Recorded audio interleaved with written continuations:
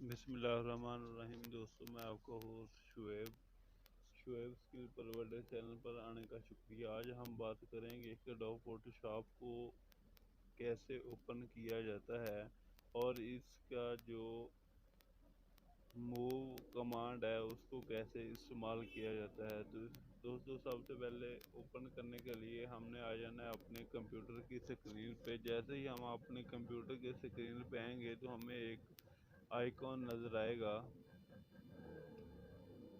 जिसके नीचे लिखा होगा फोटोशॉप शॉर्टकट। इसके ऊपर जाके हमने करना है राइट क्लिक करने के बाद ये इसको ओपन करेंगे, हमारे सामने ऐसा इंटरफेस ओपन होगा। जो इंटरफेस ओपन होगा, अब हमने सबसे पहले एक फ़ाइल क्रिएट करनी है।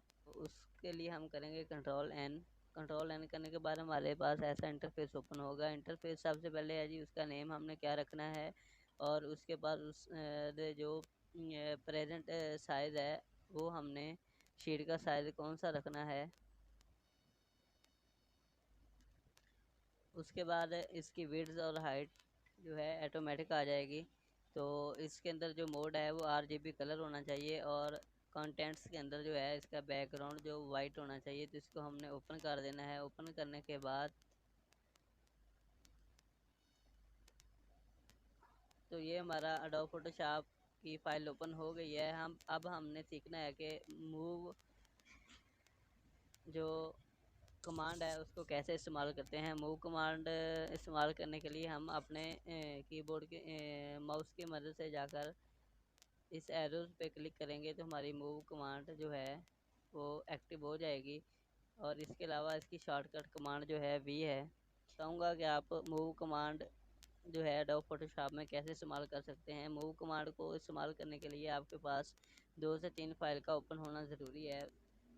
इस आप ऑब्जेक्ट को एक फ़ाइल से दूसरी फ़ाइल पे कन्वर्ट कर सकते हैं। तो एक फ़ाइल मेरे पास ओपन है, और इसके अलावा दूसरी फ़ाइल जो है मैं कोई भी ओपन कर लेता हूँ।